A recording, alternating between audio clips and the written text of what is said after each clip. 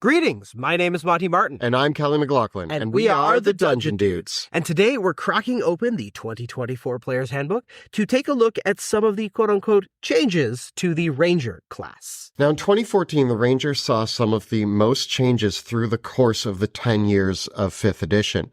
We saw upgrades to them in Tasha's and many alternate class features.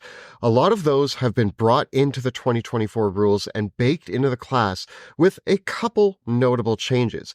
We're going to look at all of the class options available for the Ranger and how they've changed, as well as spells and feats, and try to get the big picture on how the Ranger is going to look moving forward with the 2024 rules. There's a lot to discuss today, so let's get rolling. Now, we will be doing a deeper dive into the Ranger class overall in our class guides coming out later, but today we just want to cover the overview on what the big changes are. The Ranger remains a hybrid class. They're a martial combatant and half-caster skilled at navigating environments, hunting and tracking their foes, with a flavor for wilderness survival and strong ties to nature. They make really good archers and two-weapon fighters, and they often rely on their spells to augment their martial abilities. If you loved the alternate class features that were introduced in Tasha's Cauldron of Everything and the subclasses introduced in Xanathar's Guide to Everything, and you enjoy casting Hunter's Mark, you are going to love the 2024 Ranger. The big picture on the changes to the Ranger are that if you were hoping for a complete overhaul to the Ranger, this isn't going to be it. Instead, the changes to the Ranger basically amount to taking all of the optional class features from Tasha's and making that the core class. Now, for better or for worse, a bunch of their high-level class features focus on upgrading Hunter's Mark. They've gained the use of weapon masteries and additional expertise, which is going to help them in both combat and skill challenges, which in our opinion makes for a better gameplay overall compared to their original Natural Explorer and favored terrain features, which kind of amounted to either an auto success if you were in the environment you built your Ranger for, or becoming completely irrelevant because your campaign wasn't set in your favored terrain. The 2014 Ranger had a lot of features that were kind of this, are they ribbons or are they functional class features in a way? Because the Natural Explorer and favorite enemy feature ostensibly gave them expertise with regards to their skills when they were either hunting one of their favorite enemies or working in one of their favorite environments. But as long as you were engaging with your favorite enemies or your favorite environment, your Ranger was basically either auto-succeeding or rolling high for all of those things. But if the campaign ever stepped outside that environment, or if you were in an urban environment, or against one of your non-favorite enemies, it was like you didn't have a class feature.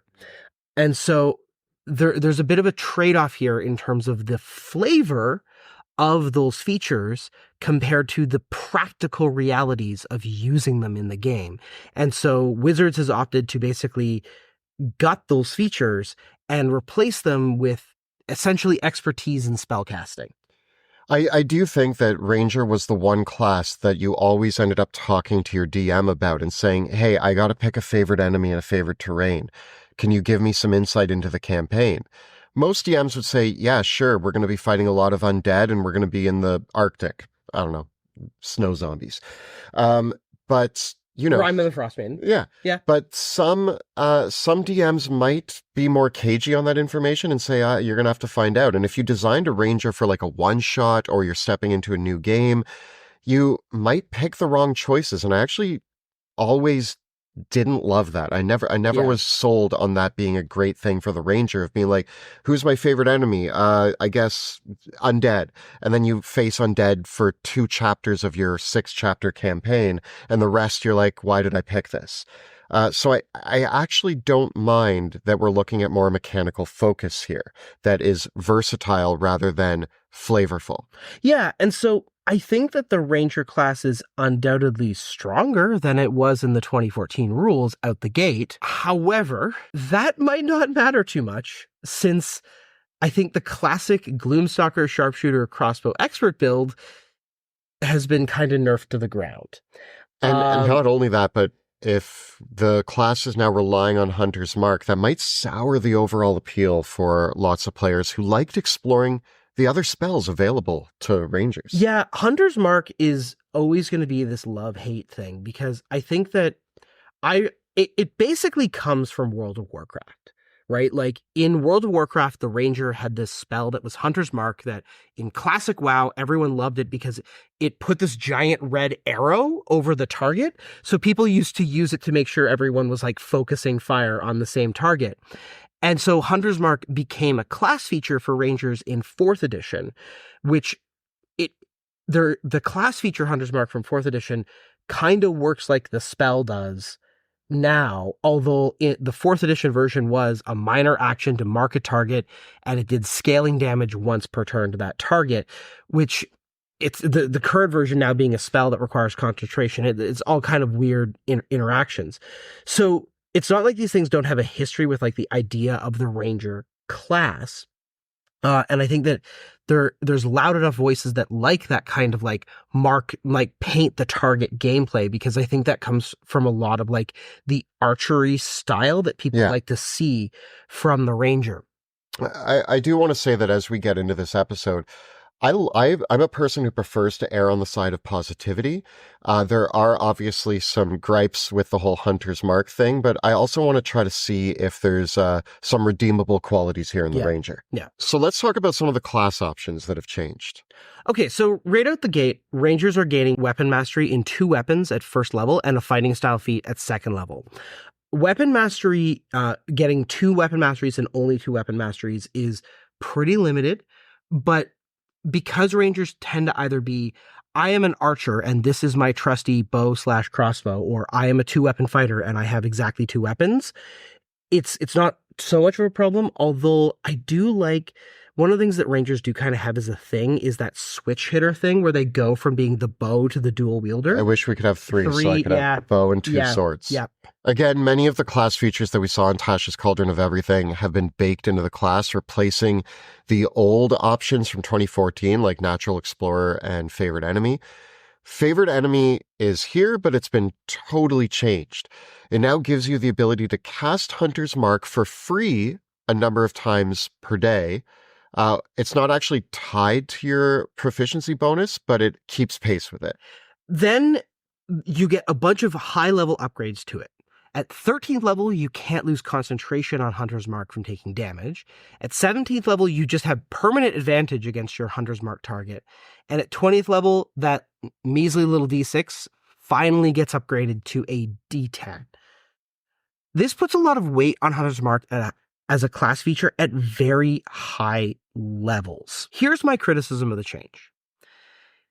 The biggest issue that Ranger as a class had was justifying taking more than 5 levels of it. And we don't really see anything super juicy that makes us want to stay in the class at 6th, 7th, 8th, 9th, 10th, 11th, and 12th level. So it's weird. It's really weird to say that Hunter's Mark is now the big class feature of Rangers when you get it at level 1 and you don't get any upgrades to it till level 13. And by then, you've probably already switched out of the class to multi-class. Or the campaign's over. Or the campaign's over. The other interesting thing to me that I find weird here is there are so many great Ranger spells. Yeah. And the one problem I always had with playing a Ranger is I loved Hunter's Mark, but I actually only used Hunter's Mark for like the first few levels. Yeah. Until I got access to something like a summoning spell or spike growth or anything like that could actually impact the battlefield and had a bigger impact, in my opinion, for the overall camaraderie and gameplay than just me doing D6 extra damage. Usually if I was a Ranger, I was on a team with bigger damage dealers anyway, and so if I could create a battlefield control or a damaging area of effect, that was a better use of my concentration. So why Hunter's Mark still has concentration is kind of a surprise to me, especially when we look at something like the Paladin now has a spell that they can cast that doesn't require concentration that boosts their damage. Where's the Rangers? Yeah, I'm kind of baffled. Like, we actually see in a few other places in the 2024 rules there are a couple of subclasses that let you cast a spell. In fact, one of them is the Fey Wanderer, which we'll get to, that lets you cast an iconic spell to that class without requiring concentration. I'm really kind of baffled that there wasn't like a class feature somewhere around level 7 to level 10 that didn't let you modify Hunter's Mark so that it doesn't require concentration. Because I actually do agree that any class being able to cast Hunter's Mark without concentration would be problematic. Yeah. So it needed to be a reward for sticking with the Ranger for more than 6 levels. And like, me personally, I could see in the future that 13th level feature just being like that being the change, but 13th level feels too late. I feel like it should be 7th level.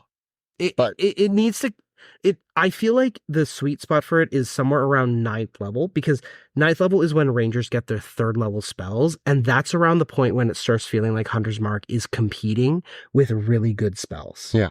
Right? You know, like, it's one thing to choose, do you want Spike Growth or do you want Hunter's Mark? I think that's a viable choice for like the mid levels. But yeah, it is like, it's nice that you have all these extra castings of it, because it means that you can always fall back on Hunter's Mark to boost your damage if you need it. Yeah. Right? It's always there. That's kind of nice, right? And it does mean that, so when you do want to do something different, it's not taking away, but it's still fighting for that concentration slot. When we look at Natural Explorer, these class features have been entirely removed and replaced with the Deft Explorer feature. Deft Explorer now gives you expertise in a skill, and then at 9th level, you're going to gain expertise in 2 more skills. So Rangers are now more versatile in their skill proficiencies. You get a lot more expertise.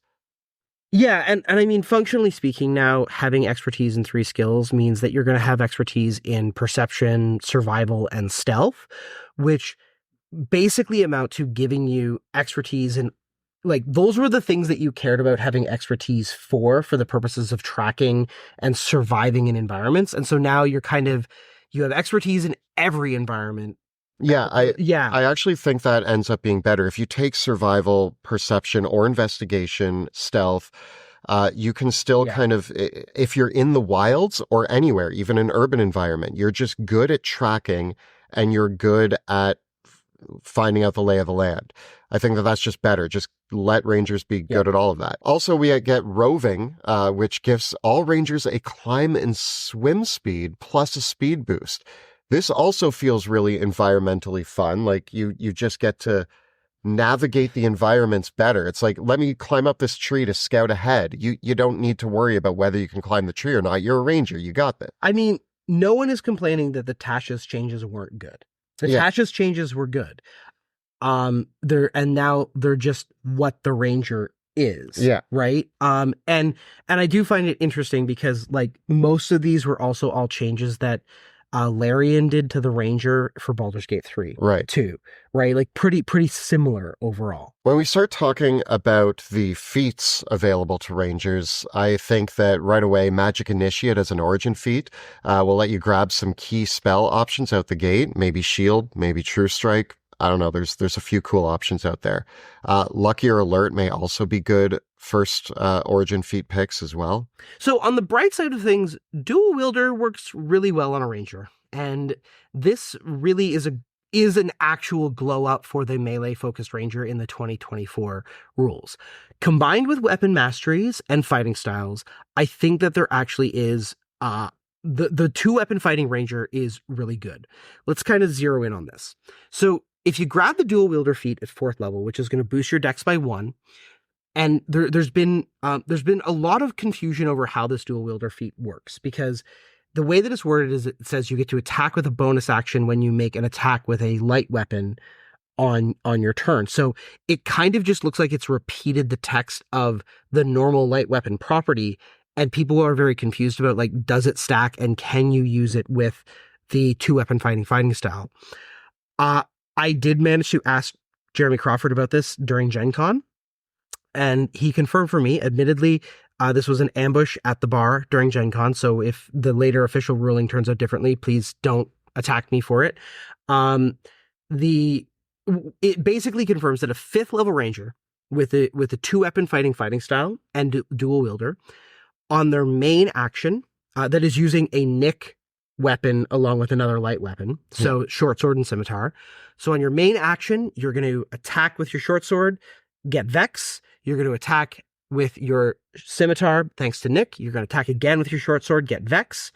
And then you're going to be able to make a bonus action attack again, thanks to dual wielder, for a total of 4 attacks. And so the way that you would set this up is you would, on round 1, use Hunter's Mark on your main target and attack. So you're going to be making 3 attacks that turn. Each attack is going to be doing 2d6 plus 4 damage thanks to Hunter's Mark. And you're going to have advantage on most of the, like all but one of those attacks, assuming they hit thanks to the Vex from the short sword. So you're going to get a pretty high hit chance. Each attack is going to deal about 11 damage on average. So you're looking at, like, if we say like a 75% hit chance, the average damage 33, so 75% of 33, factoring that in. That's napkin math. And then in round 2 and subsequent rounds, you've now got Hunter's Mark rolling, and so you're making 4 attacks. So you're looking at something like, 44 damage. Again, multiply that by a 75% hit chance to get what the actual expected damage might be. But because a lot of the Ranger subclasses also have, like, you get this little cute damage boost once per turn. So like the Fey Wanderer adds an extra D4 or D6. The Hunter adds an extra D8. The Gloomstalker can add an extra 2d6 a couple times. So, like, it's pretty hard hitting. So we still do have like a really decent combatant here in the Ranger, and I think that's worth noting, is that the addition of dual wielding. I actually love the idea. To me, Rangers leaned more towards a bow, and now I feel like into the 2024 rules, it's much more evenly split on whether you're going to be a archer or the dual wielder is really appealing to me now. Yeah. I mean, the only thing that kind of sucks about it is that the Paladin can do the exact same thing, and the Vengeance Paladin can generate their own advantage, and they can cast Hunter's Mark, and they can cast Divine Favor. So, but they can't climb a tree. No, they can't. They can teleport up there with Misty Step. Yeah, but I can climb better than them, and I can survive better. Okay, I'm trying. Okay, yeah. So, like, it's not bad damage. On the flip side, if you liked playing an archer and taking sharpshooter, you're very sad. Yeah, sharpshooter has seen a bit of a debuff. It no longer adds the extra damage. Yeah, the -5/+10 is completely gone.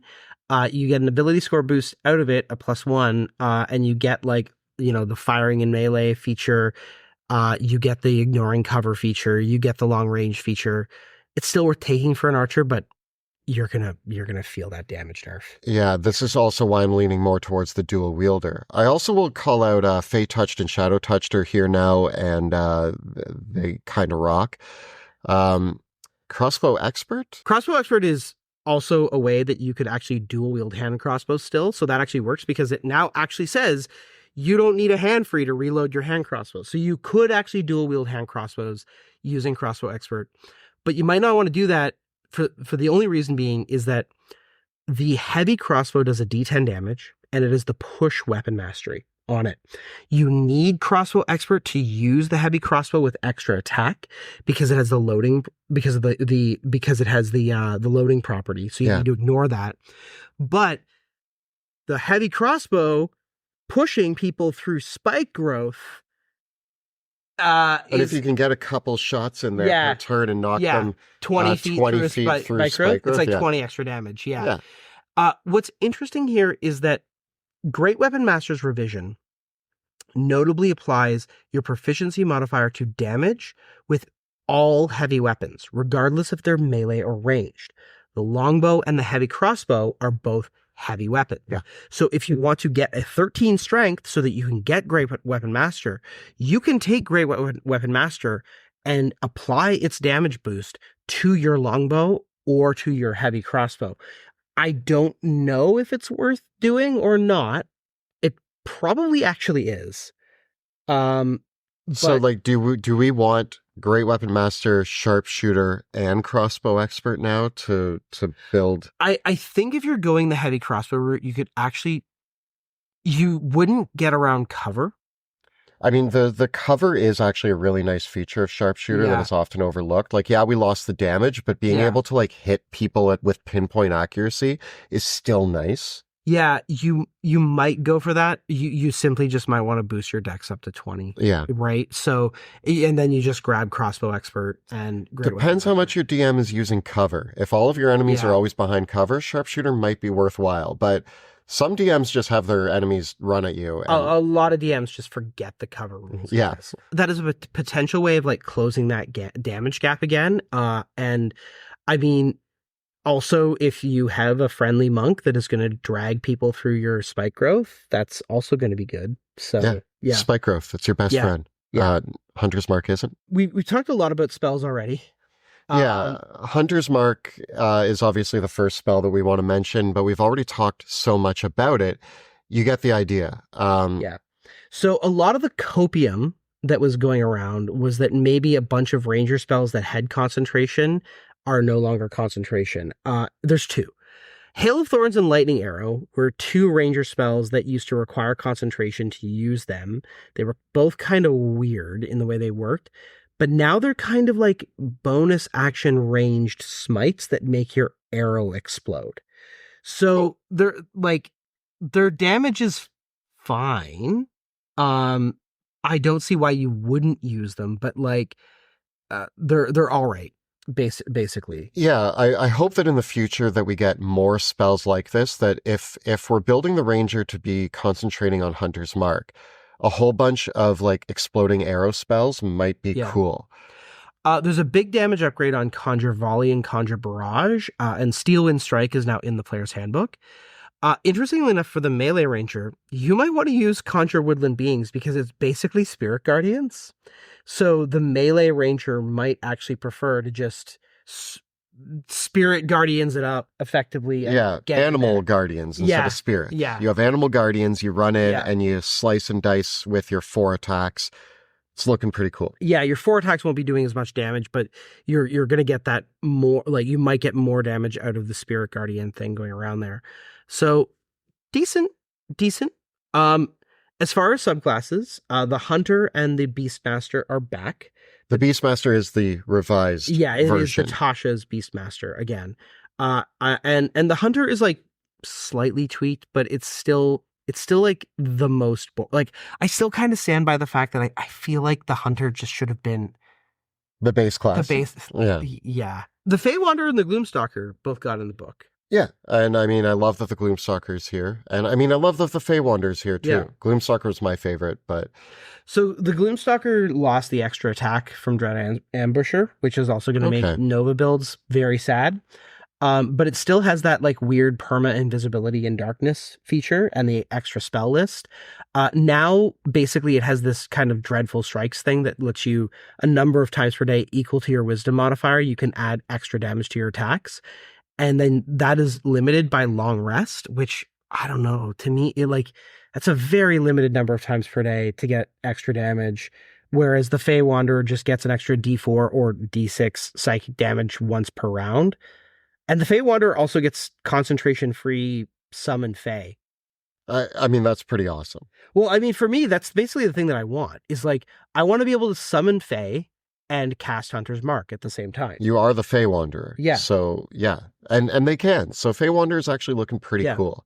Yeah. I think the Beastmaster is also a pretty good place for the heavy crossbow build. Yeah.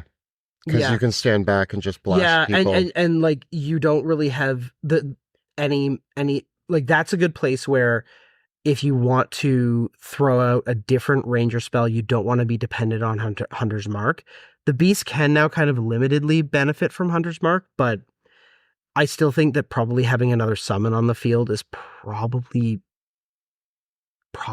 better. Yeah. Because as the archer, you're still only making 2 attacks. So the bottom line, as we look at the Ranger overall, I just want to say that when I first read through the 2024 book, I was initially thrilled by the new Ranger. I know, shocking. I had been asking for years, why a class who almost always uses Hunter's Mark didn't have features that made them better at using it. I also strongly feel that some of the mechanics of the old Rangers' favored terrain and favored enemy and boost to exploration were somewhat niche in their execution and made it so Rangers could find themselves in situations, like we said earlier, where these features just never would come up. But I've had some time now after reading it initially. Initially, I was just excited. I'm an excitable person. I got excited. But upon reflecting on the class, I will admit a little bit of disappointment with the fact that I should be careful what I wish for, and that the features that push the Ranger to use Hunter's Mark now take away from using some amazing concentration spells instead. And I think that that's a detriment to the overall class. I wish Hunter's Mark had dropped concentration for the Rangers and just allowed them to use it like a class feature.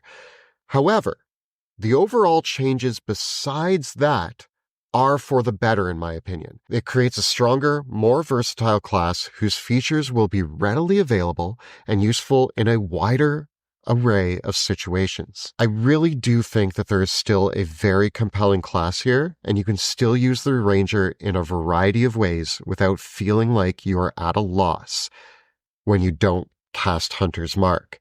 I can't help but criticize a class or subclass, though, that focuses on a single spell. This used to be one of my issues with the Warlock, that if you didn't take Eldritch Blast, you were playing it wrong, which kind of doesn't feel good to say about a class. So it feels like Rangers are now taking over that role of the, I'm not feeling too good to say, if you don't take Hunter's Mark, you're not gaining the full potential of the class. But I still think it's going to play well at the table. I cannot remember an edition of the game where the player base was actually happy with the Ranger, except maybe 4th edition, ironically enough. People hated the 3rd edition Ranger, and they hated the changes to the 3.5 edition Ranger, even though it was objectively better. It just wasn't better enough. And they didn't like the 5th edition Ranger, and they don't like the 2024 edition Ranger. So, newsflash, people don't like the Ranger. I think people only like the 4th edition Ranger because it could kill Orcus in one round, because it had a broken power that effectively allowed it to make a number of attacks. So, like, people hate the Ranger unless it's the most overpowered class in the game, and then they still hate it because it's overpowered. So I feel like you just like the Ranger just, but the people who like the Ranger like it's weird. It just, people hate the Ranger because they like the Ranger so much and they want it to be a certain thing. Yeah, and I really think that that's what it comes down to, is that the Ranger feels like one of these classes that so many people like pour their hopes and dreams into, and they want it to be different things. Some people want the Ranger to be a peerless natural explorer. They want it to be a 2-weapon fighting blender. They want it to be the ultimate archer class. Some people feel that the Ranger should be the pet class. Some people want Rangers to have magic. Some people absolutely don't want Rangers to have magic at all. The Ranger strives to capture so many fantasy stereotypes, from Aragorn and Legolas to Katniss Everdeen to Jon Snow or Steve Irwin's or countless other fantasy characters in the comments, that people are going to get mad at me because I didn't mention them. There's just a lot of examples of Rangers or Ranger-like characters in our media. The burden falls upon the Ranger class to kind of capture all of those. Going into the 2024 rules, Rangers were in a really strong place. And as I said earlier, all Wizards needed to do was give you a reason to keep playing the class past 5th level. And I think that the Rangers, most of all, are hurt by the change to Sharpshooter. Like, it almost feels like that is the thing that kind of wing clips the entire class. I'm definitely, as the archer build, we're going to see a lot more dual wielder Rangers now, because I think that's the ticket to a decent Ranger, is the dual wielder over the archer. Yeah, and the solution of doubling down on Hunter's Mark just isn't as satisfying, right? And so I think that what we have here as a base class is objectively effective. Like, I think it's good. And I think that if we saw Rangers get new spell choices, especially if they, again, I hate to say like fix it with spells, but like a couple really banger spells added to their spell list could go a long way to fixing this. And an optional class feature that came online around seventh, eighth, or ninth level that made Hunter's Mark concentration free. Like, my suggestion would be you can modify Hunter's Mark to be no concentration, but when you do, it only lasts 1 minute and you can't move it to another target. That would be fair. Yeah.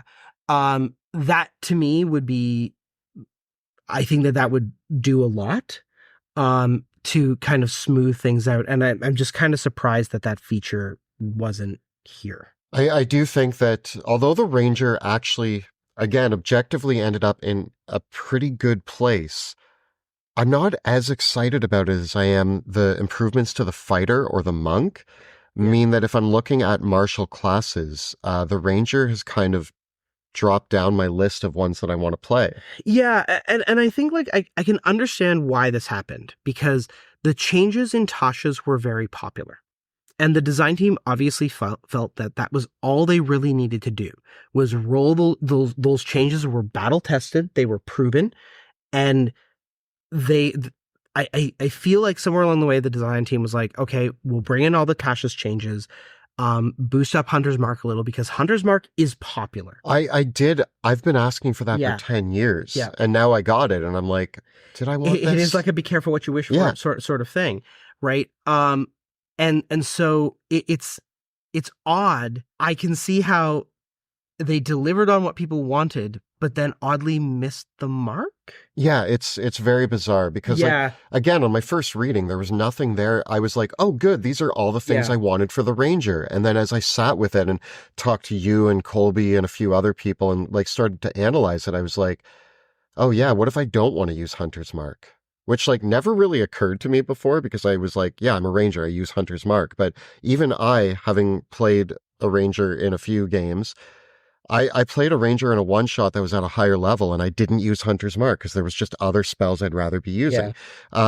Jill at our table took Hunter's Mark and took Zephyr Strike.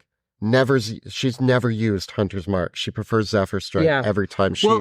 Well, also, like, Jill's character, Veo, specifically, though, again, Jill took 5 levels of Ranger. And then got out. And has got out of there, right? And 5 levels of Ranger kind of, for the Ranger Rogue build, gave her the Dread Ambusher, all the really tasty Gloomstalker features, and extra attack. Personally, I feel like that Archer build, in a lot of respects, a fighter that uses Fey Touched or Shadow Touched, because you can snag Hunter's Mark with Fey Touched because it's a divination spell, and so snagging that in there plus just being an Eldritch Knight and having spell slots, like, you kind of steal the thunder. And we also talked about how the Paladin also can grab Hunter's Mark. So, and it's weird how like they really tried to make sure that there were not a lot of ways for characters to grab like Divine Smite